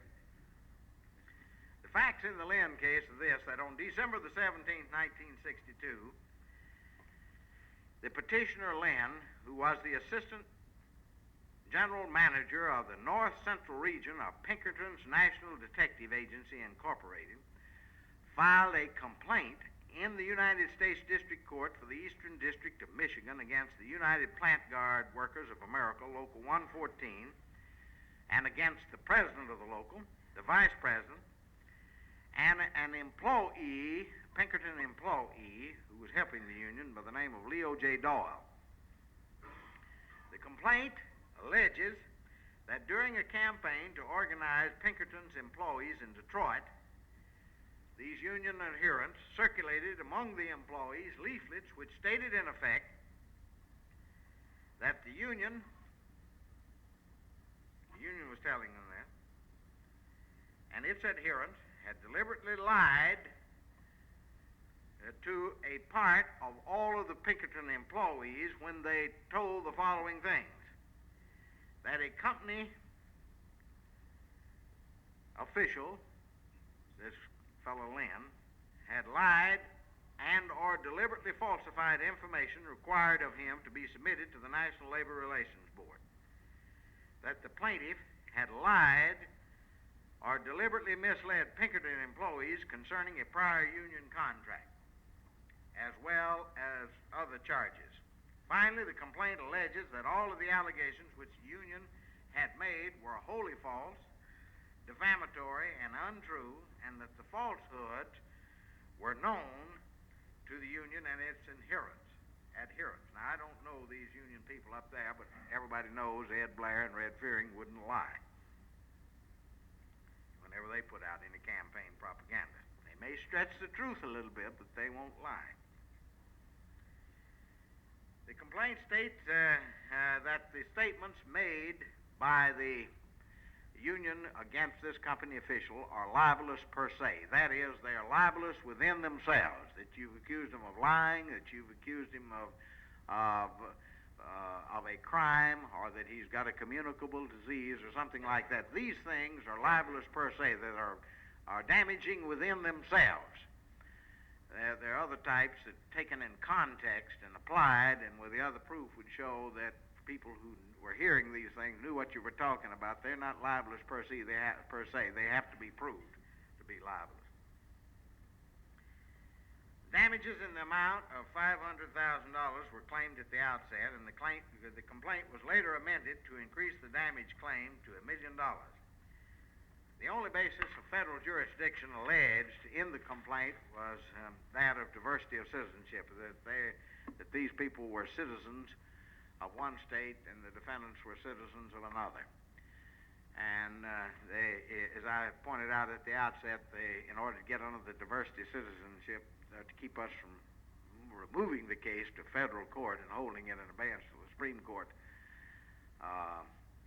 passes on it, they have named some local people down there. They did that for two reasons: one, to prevent the removal of the case to the federal court, and the other one in here, in a later campaign, to point out to these people, if you get mixed up with that union in here, point out to their own people in there, if you get mixed up with that union, it's going to cost you $110,000. See what's happened to these people who were helping Red Fearing and Wally Wickley for IBEW. And that'll have an effect on it. All of the defendants, except Doyle, moved to dismiss the complaint on the grounds, among others, that the matter was within the exclusive jurisdiction of the National Labor Relations Board and that the district court had no jurisdiction. In other words, what we say is the doctrine of preemption, that under these labor matters, Congress has preempted the field, and the state courts and the district courts don't have any jurisdiction of it. The National Labor Relations Board has been given this exclusive jurisdiction of these type of things by Congress. On June the 15th, 1963, the district court dismissed the complaint as to the union, its president, and its vice president on the ground that even if the union was responsible for the distribution of the material in question, this would arguably constitute an unfair labor practice under Section 8B of the National Labor Relations Act, and that in these circumstances, the United States District Court's jurisdiction, as set out in San Diego Building Trades Council versus Garmin, compelled a dismissal on preemption grounds. On the appeal to the Sixth Circuit Court, the Sixth Circuit affirmed the decision of the lower court. It is assumed for the purposes of the decision, the court assumed for that purpose, that the statements which were made by the union were false, malicious, and damaging to the plaintiff, Lynn. Still, that being so, it was preempted by the National Labor Relations Act. However, the Circuit Court Red Garmin has had the district court to bar the state from granting relief, whereas in the instant cases, the conduct complained of arguably violated the National Labor Relations Act. In other words, it's an unfair labor practice. When you lie, don't tell the truth, it's an unfair labor practice. The court noted, however, that its decision was limited to a suit for libelous statements growing out of and relevant to a union's campaign to organize the employees of an employer subject to the National Labor Relations Act. Now, just because you're a union organizer, this court said here, you can't go out and tell lies on everybody, particularly you can't lie about your own lawyer. You ought not to. But you cannot go, unless this is relevant to an election campaign that is going on, why, it's not preempted. So that Red Fearing can't go out here indiscriminately and talk about and say things about people that, unless he's doing it with reference to an election campaign, according to the Sixth Circuit Court of Appeals.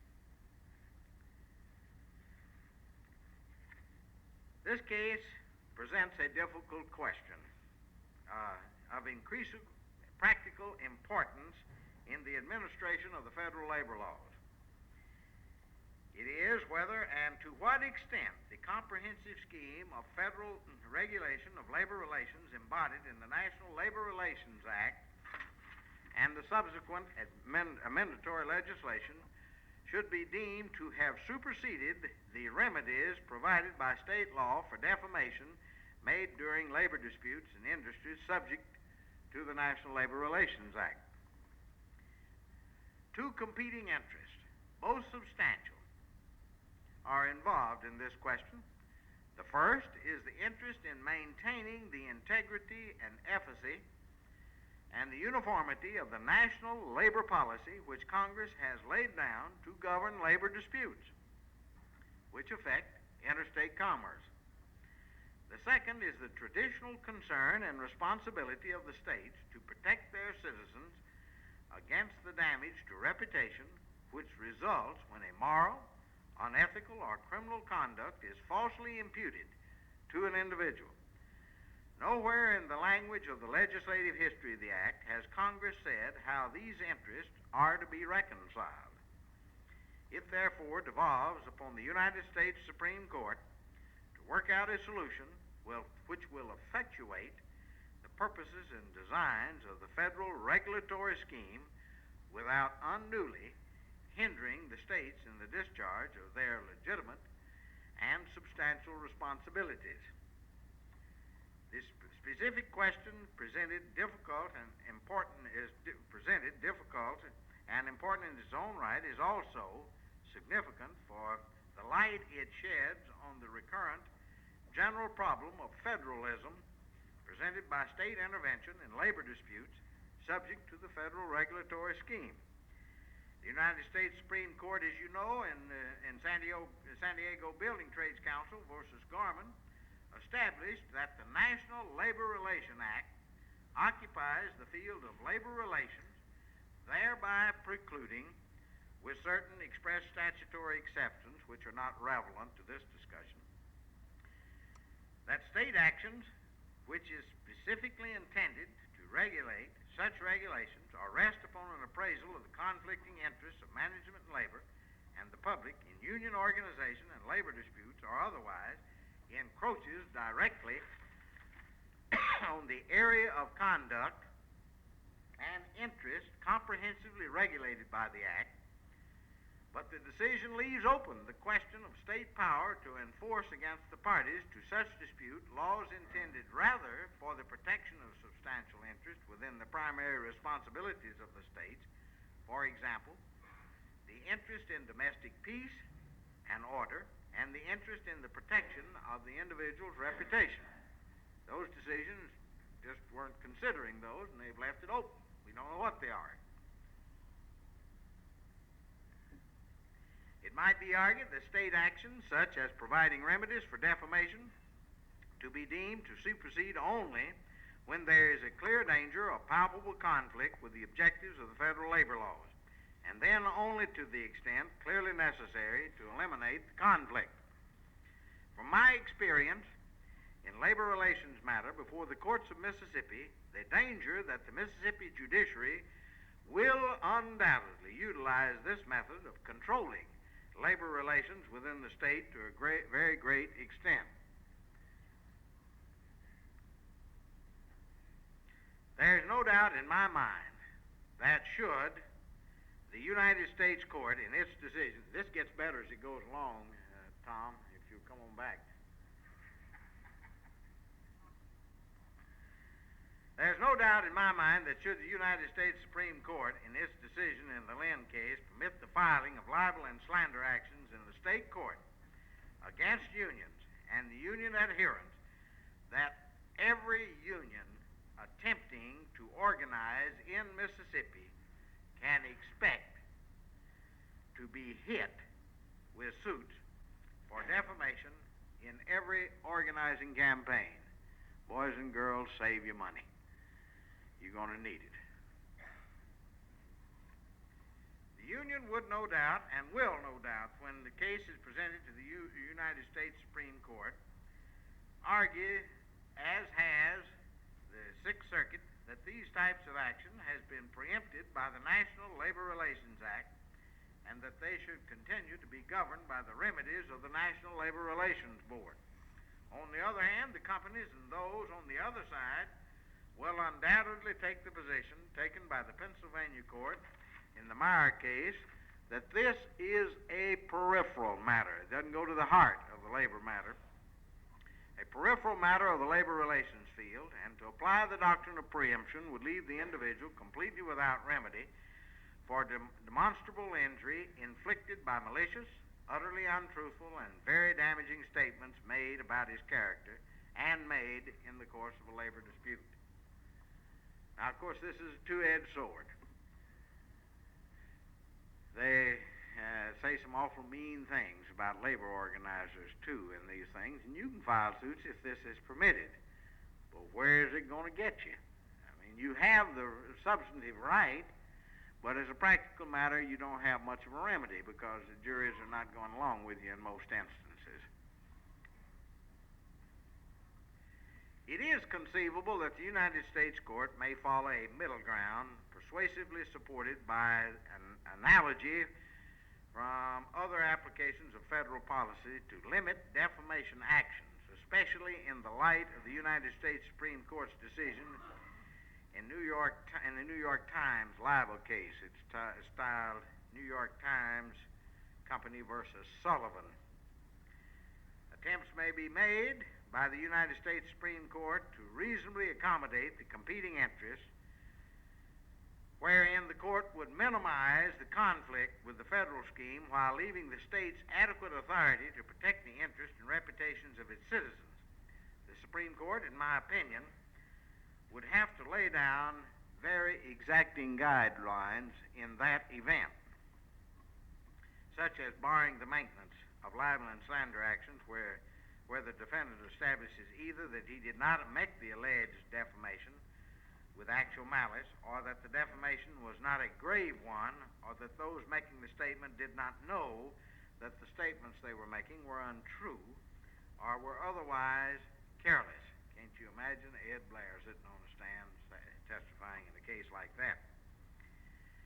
In any event, if the United States Supreme Court should attempt to adopt a middle ground, there is absolutely no doubt in my mind that the employers in Mississippi will seize upon this middle ground to file a large number of lawsuits for libel and slander, and as we have actionable words, you don't even have to prove the truth of actionable words. The actionable word statute grows out of the old anti-dueling statute. And I think they made a hell of a mistake about 100 and so years ago when they repealed that. You know, they used to, if somebody said something you didn't like, your honor was offended, and you could challenge him to a duel, and you could kill him, and you weren't guilty of any crime, or he could kill you, and be nothing done about it. In order to stop that, the legislature passed an act which we call the actionable word statute, that words in their common acceptation and use, which are calculated to lead to a breach, be an insult and lead to the breach of the peace, are actionable. So that now if you call a man an SOB, you know that's more than likely going to lead to a breach of the peace. in here, but you can't defend on the grounds that he is actually an SOB. I mean, the truth is no defense. He may be, but you ought not to say it to him because you're liable to cause a fight. So I throw that out to you just as lagniappe. And Bob Starnes may be the only one in here who knows what that word means, since he's down in New Orleans.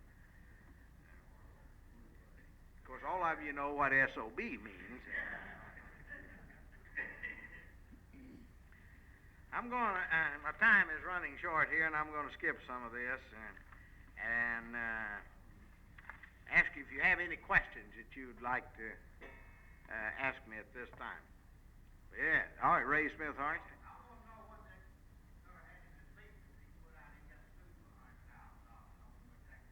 All right. I have brought some of them here. I'm going to tell you what. I brought the complaints here. I'm going to show you what they said.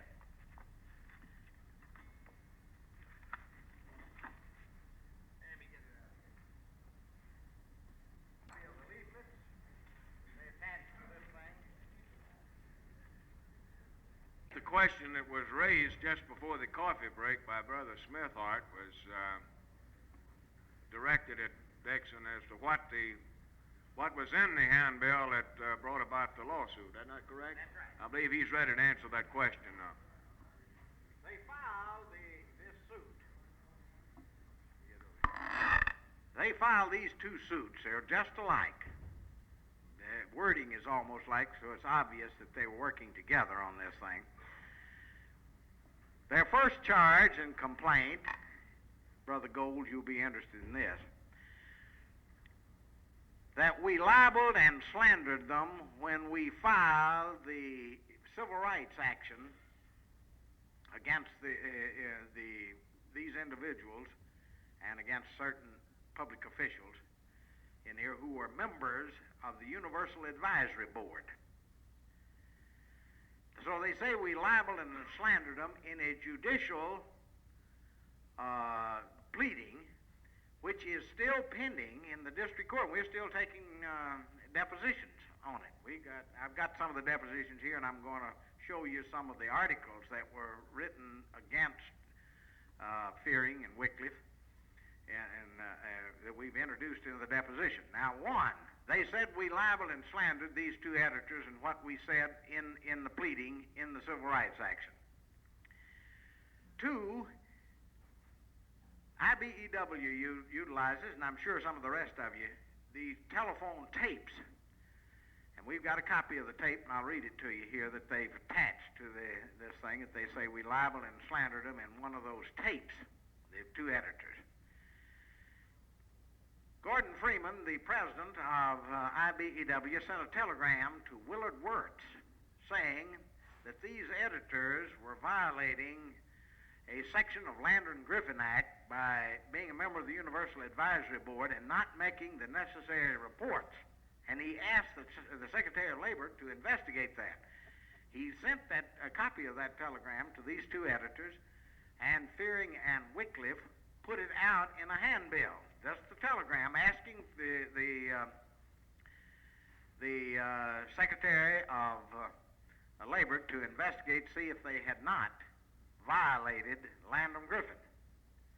Of course, now Fearing and Wycliffe, when they put out the handbill, I'll have to confess to you, embellished it somewhat by saying, do jailbirds of a feather flock together, Archie? Archie is the president of the company who's got a criminal record, and they don't like gangsters down there, and that's the reason they don't want in the labor unions to be brought into Simpson County. They don't like gangsters to be brought into Simpson County and here, but I've got a record where the president of this company has got 7 convictions against him for fraud and receiving stolen property and things of that sort, but they don't seem to object to that for some reason or other. But now, of course, the people in Simpson County do not have to be consistent.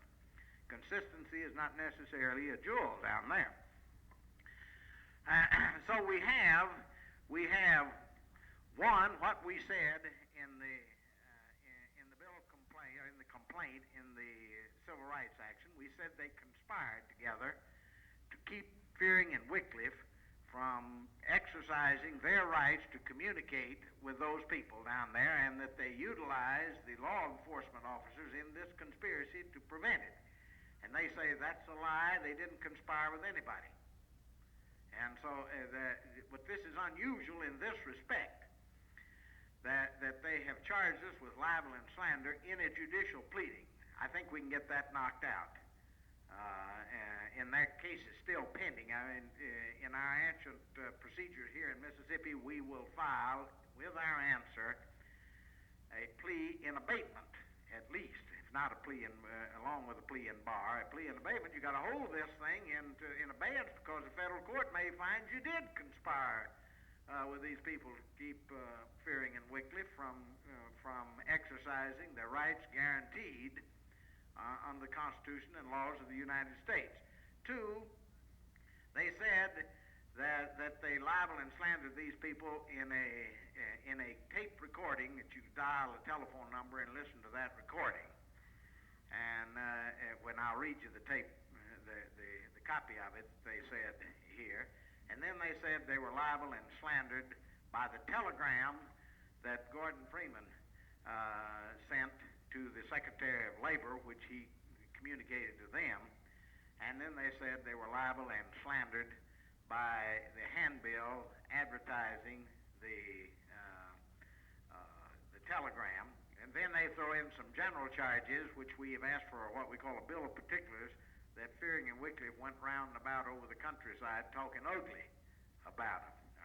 If you knew Fearing and Wycliffe, you'd know they wouldn't talk ugly about anybody any more than Ed Blair would, or J.B. Hanna would, or Claude Ramsey would, or Willie Hines. Now, you know Willie never talked ugly about anybody.